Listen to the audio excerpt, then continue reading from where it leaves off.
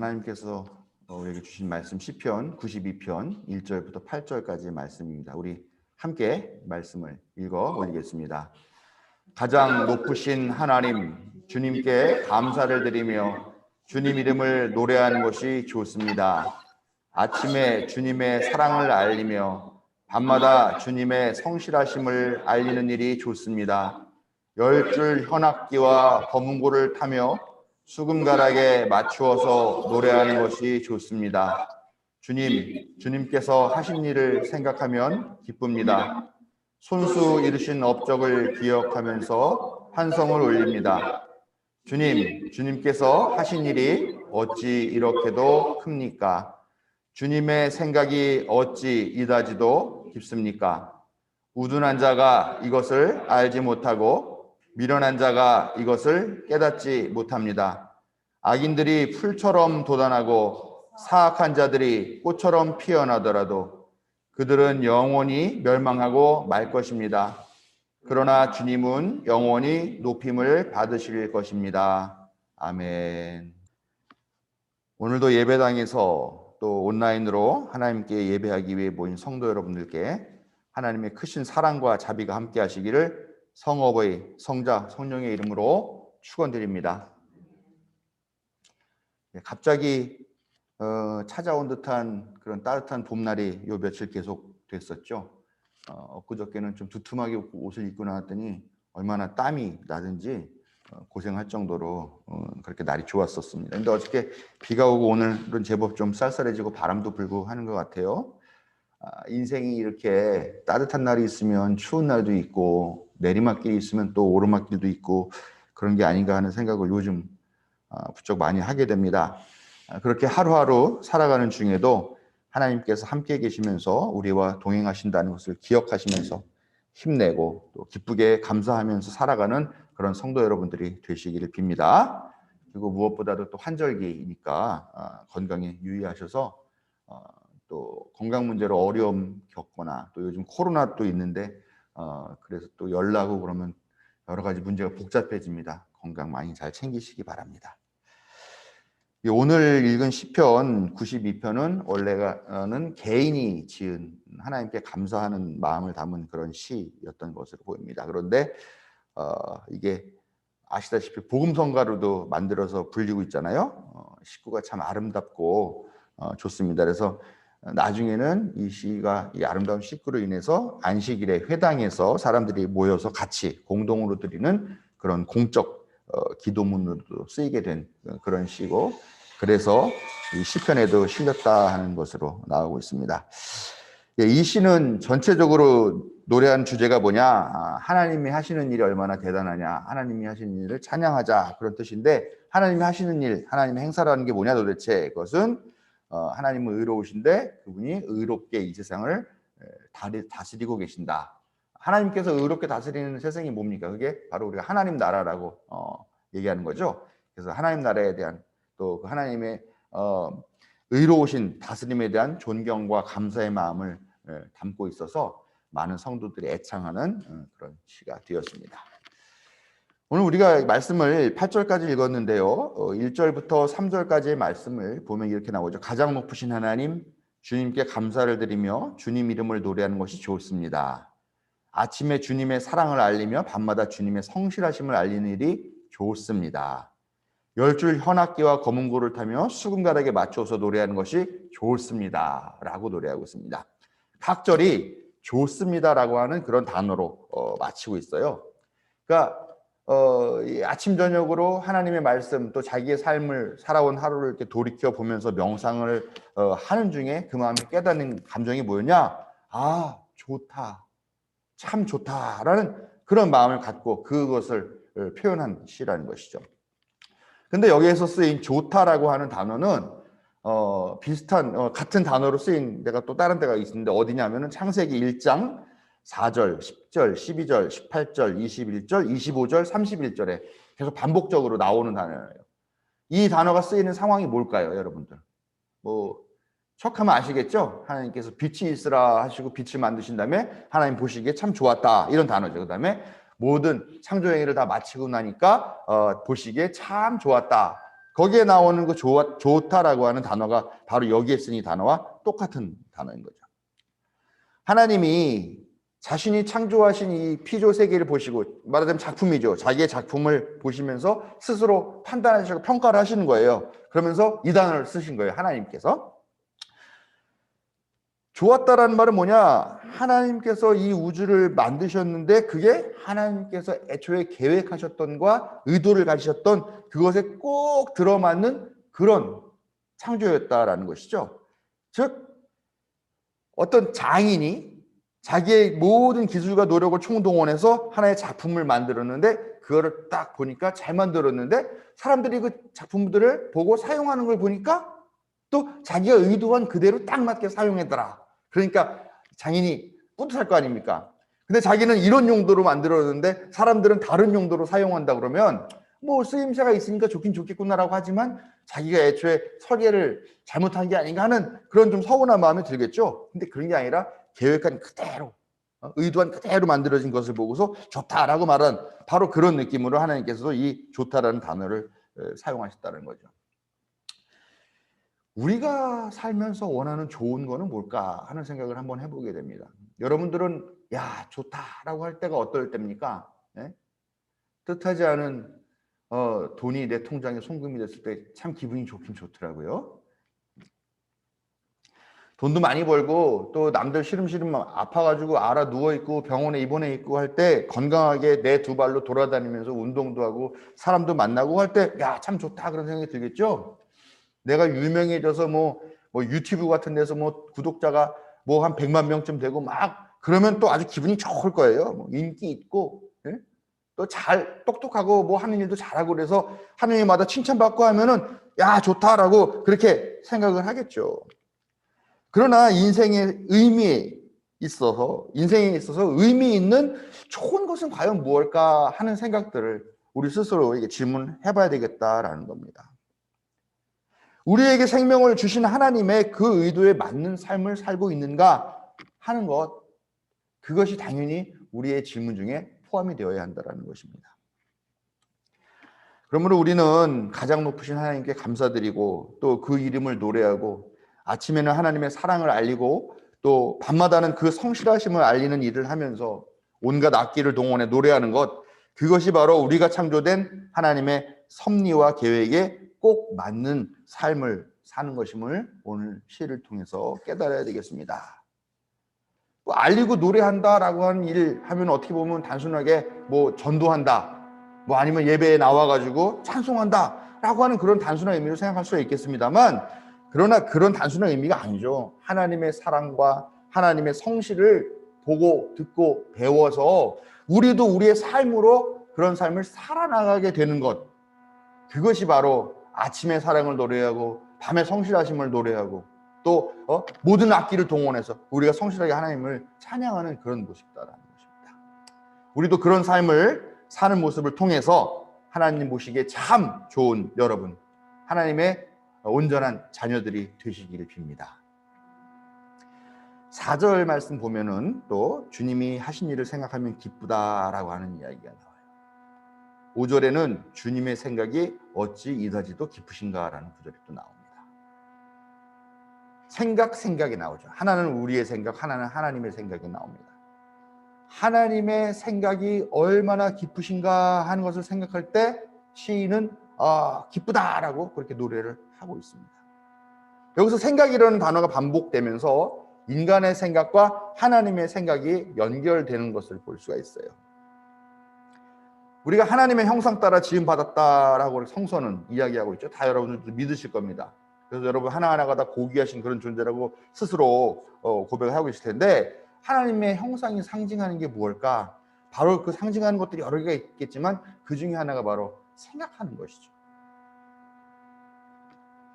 6절 보면은 우둔한 자와 미련한 자는 알지 못하고 깨닫지 못한다라고 이야기를 합니다. 우둔하고 미련한 자가 뭐예요? 우리가 저 사람이 왜 이렇게 우둔해? 이 사람 저렇게 미련해? 라고 할 때는 어떤 사람을 말하는 겁니까? 보통 그렇죠. 그냥 생각이 짧아요. 생각 깊게 하지 않고 생각이 짧아. 단순해 아주. 그러다 보니까 하는 행동도 함부로 하게 되더라는 거죠. 예? 너무 조심성 없는 그런 행동을 하는 사람들이죠. 그런 사람은 우둔하고 미련한 사람이라고 얘기를 한다는 겁니다. 생각하지 않는 사람은 하나님의 일을 알 수가 없어요. 그게 미련한 사람, 아둔한 사람인 거죠. 우리가 술 취하지 말라 하고 하는 그런 경고를 많이 듣습니다. 술은 참 하나님께서 주신 인간에게 주신 선물이잖아요. 예? 그걸 먹고 기분 좋고 또 그걸 먹고 또 찬양을 하기도 하고 또 성찬식으로도 쓰고 하는 술이 참 좋은 거예요. 이렇게 말하면 안 될 것 같기도 한데 어쨌건 하나님께서 주신 선물인 건 맞죠. 예. 그런데 그게 어떻습니까? 너무 과하게 되면 정신을 잃고 우리가 생각을 놓게 됩니다. 정신줄을 놓게 된다고 말을 하죠. 그렇게 되면은 우리가 생각하지 못하는 존재가 되고 그 취기에 본능에 이끌리는 그런 행동을 하게 된다는 거죠. 성경에도 보면은 우리 노아와 세 아들의 이야기가 나오죠. 노아의 방주에서 내려가지고 포도 농사를 지어서 잘 되니까 이제 포도를 심어놓고 그걸로 포도주를 만들어서 먹습니다. 그리고 노아가 그 술에 취해가지고 뻘거벗고 잠들죠. 술 취하니까 앞뒤를 생각하지 않고 뻘거벗고 그냥 자는 겁니다. 그런데 그거를 보고 와서 세 아들이 보고 와서 함은 야 우리 아버지 술 취해서 빨개 벗고 잔다 막 하고 떠버리고 다녔지만 셈과 야벳은 어떻게 됐나 아버지를 덮어드리면서 부끄러운 치부를 가려드렸다라는 거예요. 단순하게 벗은 몸을 이야기한 게 아니라 아버지의 부끄러운 어떤 과거 역사 또 치부를 가렸다라고 하는 그런 포용의 마음인 거죠. 이 함도 생각이 없는 거잖아요. 아버지는 술에 취해가지고 생각이 없고 아들은 그렇게 하면은 아버지가 부끄럽고 망신당하고 권위가 잃게 된다라는 그런 생각을 하지 못하고 함부로 행동하게 된다라는 겁니다. 왜 하나님은 우리를 생각할 수 있는 존재로 만드셨을까? 그런 생각 좀 해보시지 않으세요? 교회에서 뭐 인간이 선악과를 따먹어가지고 타락해가지고 죄를 이제 져서 죄 때문에 일해야 되고 그 죄의 짐 때문에 죽어야 하고 하는 그런 이야기를 너무 많이 들으니까 아마 한 번씩 다 생각하셨을 거예요. 왜 하나님은 그냥 우리를 그냥 순종하도록 하는 순종만 할 줄 아는 그런 존재로 만드시지 예? 그냥 생각 없는 존재로 만들었다면 그냥 시키는 대로 따라서 하게 됐을 테고 그랬으면은 타락하는 일도 없었을 텐데 그러면은 하나님께서 그렇게 아끼신다는 독생자 예수를 굳이 우리에게 보내셔서 그 자신도 십자가에 달려 고난당하는 그런 고통과 그런 희생 같은 것 구원 같은 것도 그런 구원이라는 또 새로운 어떤 그런 시스템도 필요 없었을 텐데 왜 그 굳이 사람을 생각하는 존재를 만들어서 이런 사다를 내느냐 하는 생각을 할 수가 있죠. 그러나 여러분 과연 생각 없이 사는 것이 복일까 하는 생각을 해봅니다. 우리 부모의 마음 한번 생각해봐요. 우리 자식이 정말 생각 없이 말 그대로 우둔하고 미련하게 그렇게 사는 모습 보면 좋겠습니까? 부모가 하나부터 열까지 갓난아이한테 젖 물려주는 것처럼 어른이 되고 장성이 있는데도 그렇게 하나하나 다 일러주고 시켜주고 시키는 대로만 하는 그런 자식을 보면 여러분들 마음이 편하겠습니까? 결코 그렇지 않죠. 우리를 생각할 수 있는 존재로 만드신 이유는 바로 우리를 사랑하시기 때문이라는 겁니다. 우리가 생각하는 존재이기 때문에 선악과를 따먹는 거나 하는 그런 실수와 잘못된 선택을 하기도 합니다. 후회하기도 하죠. 그러나 마찬가지로 생각하는 존재이기 때문에 이 실수를 극복할 수 있는 선택 또한 할 수 있게 된다는 것입니다. 우리가 생각할 수 있는 존재가 되었기 때문에 하나님의 사랑을 알게 되었고 또 예수 그리스도의 값진 희생의 가치를 배울 수 있었다라는 것입니다. 생각하지 않으면 지금 당장 눈앞에 보이는 그 일밖에 보지를 못합니다. 생각하지 못합니다. 지나간 삶의 역사, 나의 살아온 여정 그런 가운데 있었던 그런 일들을 기억하지도 못합니다. 살다 보면 어려웠던 일, 힘겨웠던 일 더 많이 떠오르죠. 그런 것 같아요. 좋은 일보다는 나쁜 일이 더 많이 떠오르죠. 누가 나한테 좀 섭섭하게 하면 그 사람이 나한테 얼마나 잘해주고 고맙게 했었던가 그 기억은 별로 안 나고요. 걔가 나한테 섭섭하게 했던 것들만 계속 떠오릅니다. 그래서 그 사람이 미워지고 그러니까 나도 험한 말을 하고 결국은 관계가 완전히 틀어지게 되는 것을 볼 수 있습니다. 그렇지만요. 생각해 보세요. 힘겹고 어려운 일이 더 많이 떠오르지만 그러나 사실은 그런 역경을 딛고 이겨냈기 때문에 오늘 우리가 여기서 이런 삶을 살고 있다는 거예요. 그렇죠? 그때 그 역경을 이겨내지 못하고 절망하고 포기했더라면 지금 여기에 있지 않아요. 이 예배 자리에 있지도 않고 어쩌면 이 세상에 있지 않을 수도 있다는 것입니다. 우리가 10번의 고난을 겪었다라고 하는 말은 무슨 말이냐? 10번을 극복했다라는 이야기죠. 만약 지금 여러분들이 10번째 고난을 겪고 있다면요, 얼마 되지 않아서 조만간에 여러분은 10번째 고난 극복의 경험을 하게 된다라는 이야기입니다. 여러분 당장의 어려움으로 절망하지 마십시오. 나쁜 일만 생각하지 말고 좋았던 일을 기억해 보세요. 얼마나 많았고 그 모든 순간이 얼마나 감사했던가 아마 분명 깨닫게 될 겁니다. 그런데도 감사한 순간만이 아니라 어려운 순간만 생각하고 그걸로 원망하고 절망하고 비판하고 비관하고 우리에게 주어진 삶을, 이 귀중한 삶을 허비하고 있는 경우를 얼마나 많이 보는지 모르겠습니다. 여러분 생각하십시오. 하나님의 형상 따라 지음받았다는 것, 우리 생각할 수 있는 능력이 있다는 거예요. 성서 읽을 때도 생각하면서 보세요. 그냥 문자만 보지 마세요. 문자만 보니까 사람들이 이 성경을 문자 그대로 하면서 그걸로 미워하고 증오하고 정죄하고 그런 일들이 반복되고 있다는 것이죠. 그 안에 담겨있는 행간의 의미를 생각하고 또 상상력도 발휘해 보세요. 그러면 사랑과 자비의 하나님을 보다 새롭고 또 가깝게 만나게 될 줄로 믿고 여러분들께 권합니다. 요즘 제 설교를 보면 많은 부분이 의의 최후 승리에 대한 확신을 가져라, 절망하고 포기하지 말아라, 이런 주제가 많은 것 같더라고요.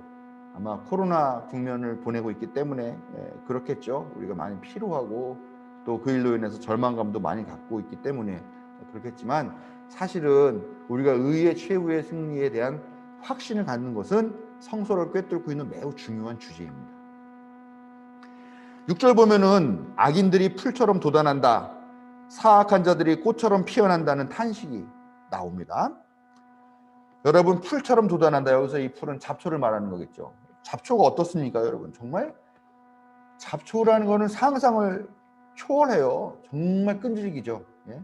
이게 유기농 농사를 짓는 분들은 노인네들을 못한다고 그래요. 왜냐하면 농약을 쓰지 않으니까. 또 거름을 얼마나 잘합니까? 그러니까 아침에 풀을 뽑고 돌아서서 저녁에 와보면 또 잡초가 또 싹이 나 있다는 거예요. 그러니까 유기농은 젊은 사람들이나 그 풀 뽑을 그런 기력이 있는 사람들이나 하는 거라고 그래요. 그래서 요즘은 그 뭐 농촌 선교 활동 같은 것도 좀 양상이 달라졌어요. 이제는 농촌을 유지하자. 그러니까 노인네들이 유기농을 지을 수 없으니까 농약을 좀 쓰더라도 이왕에 좀 적게 쓰는 방법을 유도하고 그다음에 좀 가족농들이 계속 유지될 수 있는 그런 환경들을 만드는 운동을 하자, 이렇게 바뀌어 버렸다는 거죠. 이 잡초라는 거는 정말 끈질기게 뽑아도 또 자라나고 또 얼마나 쉽게 퍼지는지 눈 깜짝할 사이에 그냥 그 들판이 다 잡초들을 뒤덮이는 그런 걸 보게 되는 거죠. 이게 악의 현실이에요. 우리를 정말 끈질기게 자라나서 퍼지게 해서 골칫덩어리가 되는 그런 악의 현실을 이 시인이 지금 노래하고 있다는 것이죠. 또 그 악한 일의 결과가 또 얼마나 아름다워 보입니까? 오늘 보면은 여기에 꽃처럼 피어난다 그러잖아요. 꽃 아름답죠. 예쁩니다. 화려합니다. 우리의 마음을 사로잡아요. 근데 악한 결과 어떻습니까? 예? 악하게 사람을 착취하고 등쳐먹고 사기치고 범죄에서 벌어들인 그런 재물들을 막 쓰는 게 얼마나 좋아요. 막, 비싼 자동차 끌고 다니고 비싼 음식을 먹고 화려한 생활을 하면서 좋은 옷을 빼입고 다니죠. 야, 나도 저런 거 좀 해봤으면 좋겠다. 그것이 옳은 일인지 그른 일인지 생각하지 않고 그것을 부러워하고 동경하고 나도 그런 삶을 살고 싶다 모방하고, 또 사람들이 모이면 어떻습니까? 좋은 이야기보다는 나쁜 이야기를 더 많이 해요. 야, 누가 어떻게 해서 했는데 그렇다더라. 그러나 하나님은 그런 악한 사람들의 행위를 결코 가만 놔두시 않으실 것이라고 분명히 말씀하십니다. 오늘 읽은 말씀은 아니지만 이 시편 맨 마지막 절인 15절 보면은요, 주님은 나의 반석이시요 그에게는 불의가 없으시다라고 단정적으로 얘기합니다. 하나님이 불의가 없으신 분이라는 걸 설명하기 위해서 또 증명하기 위해서 뭐 이런저런 이야기를 하지 않아요. 그냥 뭐 논쟁의 여지도 없고요. 설명할 필요도 없어요. 그냥 하나님은 그런 분이세요. 하나님은 불의가 없으신 분이고 심지어는 불의를 미워하시는 분이다라고 단정적으로 이야기를 합니다. 하나님의 영원히 높임을 받으시는 이유가 뭘까요? 만약에 하나님이 정말로 그냥 자기 말 잘 듣고 그러는 사람들은 그 사람이 뒤로 돌아서 어떤 짓을 하든지 관심도 없고 그 사람을 승승장구하게 하고 높은 자리에 앉히시고 복 내려주시고 한다 그러면 과연 우리가 그 하나님의 이름을 영원히 찬양할까요? 그렇지 않죠. 그게 우상들의 모습이잖아요. 우상들. 예? 자기들한테 무조건 잘하는 그 자기의 측근들만 잘 되게 해주는데 정의, 사랑, 관용 이런 거 생각하지 않는 것은 우상의 길이라는 이야기입니다. 악에 대한 심판을 하시는 분이 하나님이시기 때문에 우리가 그 이름을 영원히 높여 찬양하는 것이라는 겁니다. 여러분들 중에 정말 간절하게 원하는 것이 있다 그런 뭐겠습니까? 여러분들은 아마 뭐 개인적으로도 좀 윤택한 삶을 살고 편안하고 건강한 삶을 사는 것 그런 것이 하나님께서 여러분께서 원하고 바라시는 것이겠죠. 그러나 그것 말고요, 우리가 조금 더 눈을 돌려보시면 정말 여러분이 바라는 게 뭐냐? 그런 거 아니겠습니까? 사악한 존재들이 잘 되는 꼴 좀 안 보고 싶다. 저 인간들 좀 심판받고 저놈들 좀 깜빵가는 거 좀 제대로 좀 보고 싶다. 그래서 저게 나쁜 일이라는 걸 알아서 사람들이 저 일을 하지 않고 그래서 정당하게 일하는 사람들이 잘 먹고 건강하게 잘 사는 그런 세상 좀 보고 싶다.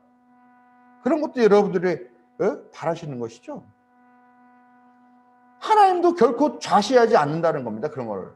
악인들 또 악인에 대한 정당한 처벌 반드시 하시는 분이 하나님이시다. 지금 악인들이 득세하는 것처럼 보이지만 결국은 심판받고요. 의의 최후 승리의 날을 우리가 반드시 보게 될 줄로 믿으시기 바랍니다. 이런 것들을 두렵게 인정하는 것 그게 믿음이에요. 하늘 무서운 줄 알고 나는 이렇게 살지 않겠다라고 결단하는 게 그게 믿음이라는 겁니다. 우리가 오늘날까지도 하나님을 믿고 따르고 또 그 신앙을 나뿐만이 아니라 나의 자녀들에게까지 계승하게 하는 이유가 뭘까? 바로 이것 때문이죠. 의로우신 하나님. 악인은 심판을 받지만 의인은 상급을 받는다라고 하는 이 분명한 사실을 믿고 흔들리지 않는 성도 여러분 되시기를 바랍니다. 하나님은 불의를 용서하지 않으시고 의의 최후 승리를 약속하시는 분입니다. 이걸 생각하십시오. 이걸 항상 생각하십시오. 그러면 우리는 하나님이 창조하신 그 원리와 의미에 따라서 하나님 보시기에 좋은 피조물, 좋은 자녀, 좋은 성도가 될 것입니다. 아침 저녁으로 하나님의 사랑을 알리며 성실하심을 찬양하는 성도 여러분들에게 하나님이 크신 은총으로 동행하시기를 축원드립니다.